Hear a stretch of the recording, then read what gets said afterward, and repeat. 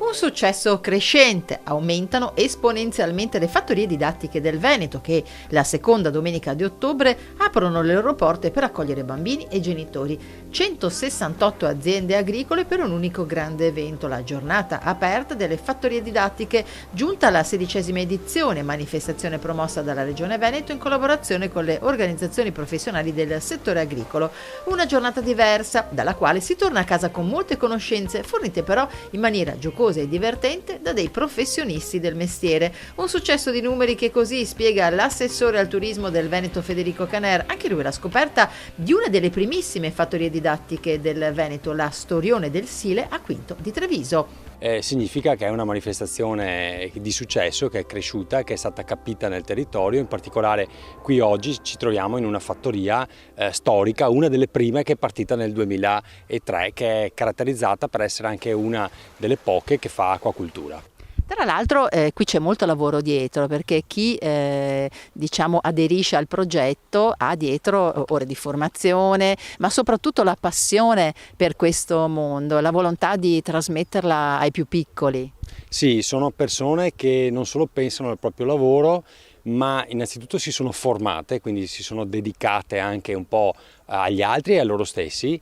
E la cosa positiva è che adesso sono pronti ad accogliere famiglie, accogliere bambini, accogliere anche turisti in determinati casi, per insegnare loro quella che è la vita a contatto con la natura, quindi quella che è l'educazione alimentare, per esempio, l'educazione ambientale, che è fondamentale, e poi anche la ricettività turistica in certi casi.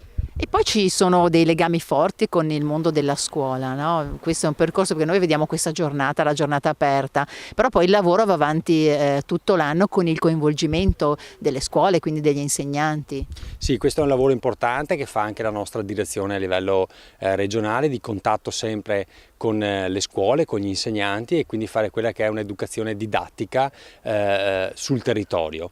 E questo forse è la cosa più importante, perché noi dobbiamo insegnare alle nuove generazioni non solo, come dicevo prima, la cultura alimentare, ma soprattutto il rispetto ambientale, perché solo partendo dai più piccoli e dalle scuole potremo avere risultati in futuro. E molti genitori raccolgono la sfida, tra loro un insegnante della zona, dell'Istituto Alberghiero, che ha portato qui più volte i suoi studenti con diversi progetti, e ora il suo bimbo in occasione dell'apertura delle fattorie didattiche. Dallo storioncino del Sile alla, tutti i prodotti di fiume che loro producono, e naturalmente con un collegamento agli altri prodotti tipici del nostro territorio. E poi ha portato qui anche il suo bambino. Sì, ne ha approfittato. Oggi è una splendida giornata, siamo in un territorio che va valorizzato dal punto di vista naturalistico.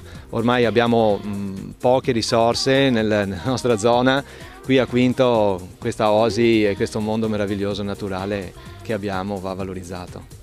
Senti, ma tu cosa hai visto? Raccontami cosa hai visto nella vasca. Pesciolini. Ma piccoli o grandi? Piccoli e grandi. E poi tu li mangi i pesci? Sono buoni? Sì. Perché l'idea di portare qui i bambini? Beh, per farli conoscere un po', intanto per farli stare un po' in natura, e poi per farli conoscere anche i pesci. Di solito sono abituati ad andare in fattoria, almeno conoscono un po' il pesce, i pesci, poi è stato interessante conoscere la vita dello storione. Poi gli servirà anche per scuola. Prima ho visto un bel posto, tanta natura, senza... Tanta natura, va bene, dai. Tu che cosa hai visto? Io ho visto i pesci storioni, gli altri pesci bianchi, e c'erano tanti acquari. Dopo un signore ha tirato fuori un pesce e ci ha detto, visto che era umido, poteva stare fuori anche mezz'ora dall'acqua se era umido, e l'abbiamo anche toccato un po'. Senti, ma hai imparato qualcosa di più sui pesci o sapevi già tutto? No, ho imparato che se metti come si dice, uno storione insieme alle trote, le trote vanno su e prendono il cibo al posto dello storione, mentre lo storione sta giù. Tu il pesce lo mangi anche? Sì, qualche volta. E quello storione te lo immaginavi così? No. Lei diceva poco fa, non sono un professore, sono una contadina. Perché io devo parlare di quello che so fare e quindi conoscere i pesci, l'ambiente del Sile, da quando ci vivo e da quando coltivo questo lavoro, e per trasmetterlo meglio ai bimbi, alle famiglie, alle scuole che vengono.